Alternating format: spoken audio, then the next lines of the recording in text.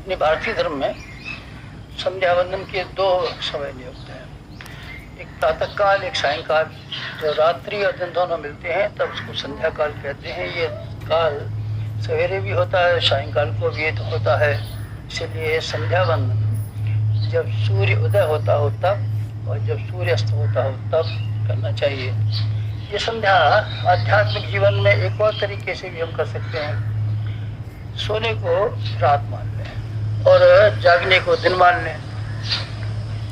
तब फिर प्रातः काल का, सायंकाल की संध्या वंदन का आध्यात्मिक समय वो बनेगा जब आदमी सोकर के उठेगा अथवा सोएगा। प्रातः काल और सायंकाल की संध्या वंदन के लिए तो ये भी हो सकता है कि लोग शिकायत करें, इस वक्त हमको नींद नहीं खुलती है, उस वक्त हम दुकान पर रहते हैं, हम लोग काम करते हैं। लेकिन ये संध्या वंदन हर एक आदमी के लिए संभव है कि जब प्रातः काल उठे, कभी तो उठेगा, रात को नींद पूरी करके उठेगा ना, तब तो समय मिलेगा। सोएगा तो सही, कई बजे सोए। सोने का समय हो उसको रात्रि का संध्या वंदन का समय मान लिया जाए। प्रातः काल जब उठा जाए तो प्रातः काल का संध्या वंदन का समय मान लिया जाए। दोनों समयों को संध्या वंदन का अगर आप समय मान लें तो किसी को ये शिकायत नहीं रहेगी कि उनको समय नहीं मिलता।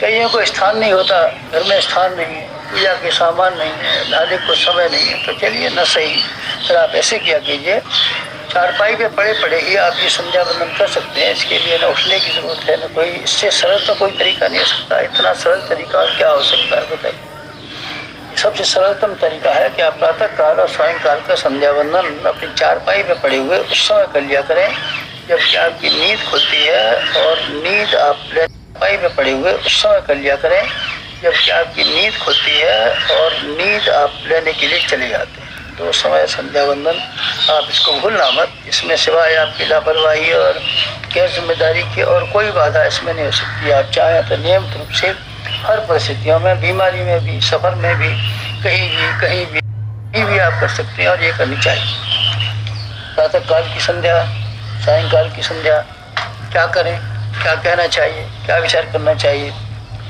आपको इन दोनों समय में आत्मबोध और तत्वबोध की साधना करनी चाहिए।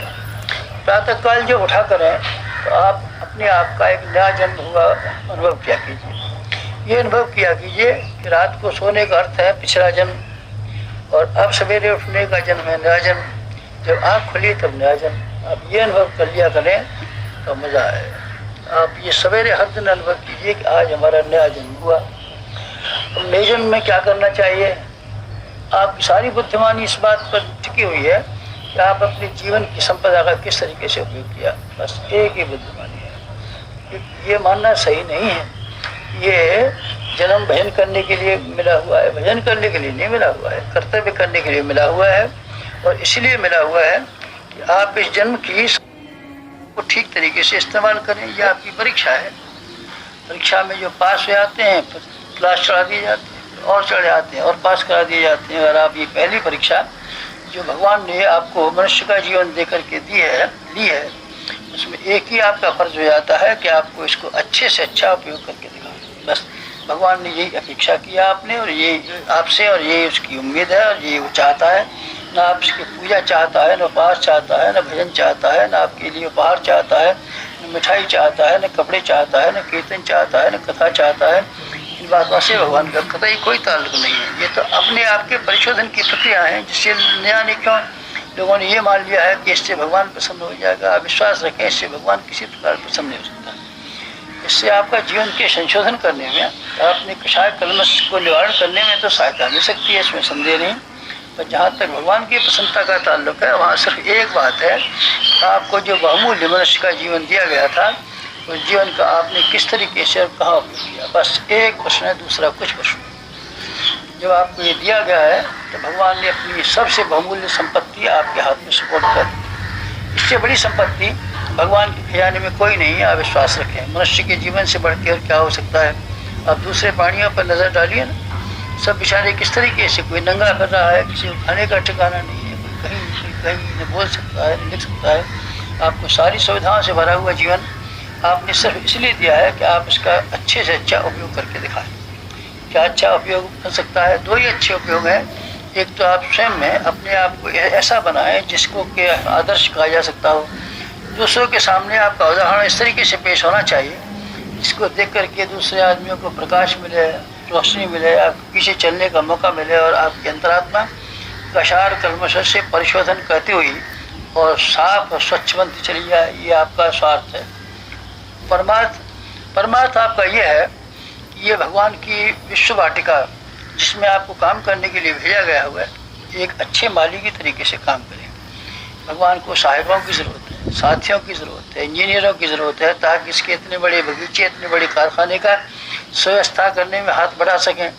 आपको हाथ बटाने के लिए पैदा किया गया है, खुशामदें करने के लिए नहीं, नाक रगड़ने के लिए नहीं, चापलूसी करने के लिए नहीं, चमचागिरी करने के लिए नहीं, मिठाई उपहार भेंट करने के लिए नहीं पैदा किया गया है।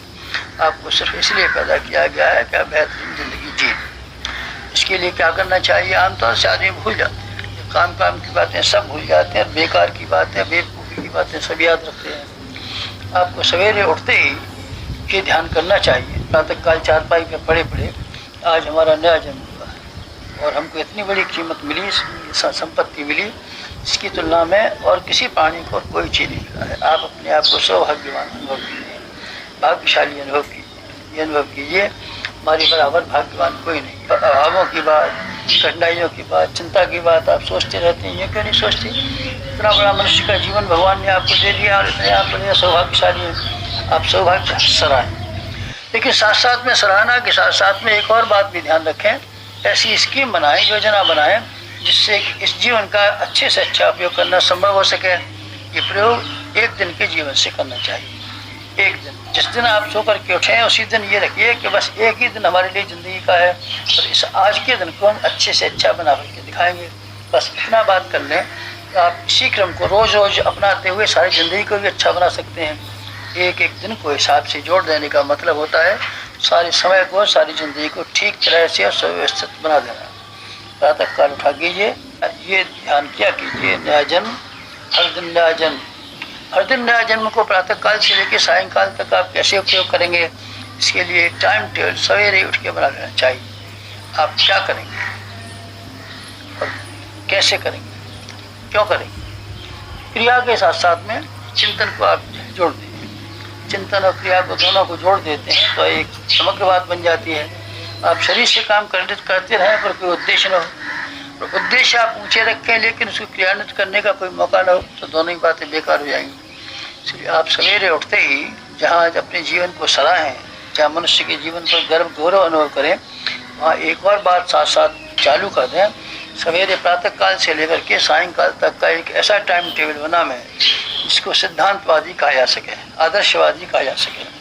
इसमें भगवान की हिस्सेदारी रखिए। शरीर के लिए भी गुजारे का समय निकालिए, भगवान के लिए भी समय गुजारे का निकालिए। भगवान भी तो हिस्सेदार है, उसके लिए भी तो कुछ करना है।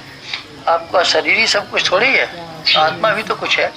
आत्मा के लिए भी तो कुछ किया जाना चाहिए। सब कुछ शरीर को ही खिलाने और पिलाने के लिए आप करेंगे, ऐसा क्यों करेंगे? आत्मा का कोई वक़्त नहीं है, आत्मा की कोई इज्जत नहीं है, आत्मा का कोई मूल्य नहीं है, आत्मा से आपका कोई संबंध नहीं है। अगर है तो फिर आपको ऐसा करना पड़ेगा, उसके साथ साथ में दिनचर्या में आदर्शवादी सिद्धांतों को मिला के रखना पड़ेगा। दिनचर्या ऐसी बनाइए जिसमें आपका पेट भरने का भी गुंजाइश हो और अपने कुटुंब के और परिवार करने वालों के लिए भी गुंजाइश हो, लेकिन साथ साथ में एक और भी गुंजाइश रहनी चाहिए। इसमें आत्मा को संतोष देने के लिए, परमात्मा को पसंद देने के लिए कार्यों का और विचारों का भी समावेश हो। आप स्वाध्याय का दैनिक जीवन में स्थान रखिए, आप सेवा का दैनिक जीवन में स्थान रखिए, आप उपासना का दैनिक जीवन में स्थान रखिए। ये सब बातों का समन्वित जीवन का आप अभ्यास कर लें तो बस आपका सवेरे प्रातः काल वाली संध्या बंदन पूरा हो जाएगा। यही कहना था आज। ओम शांति।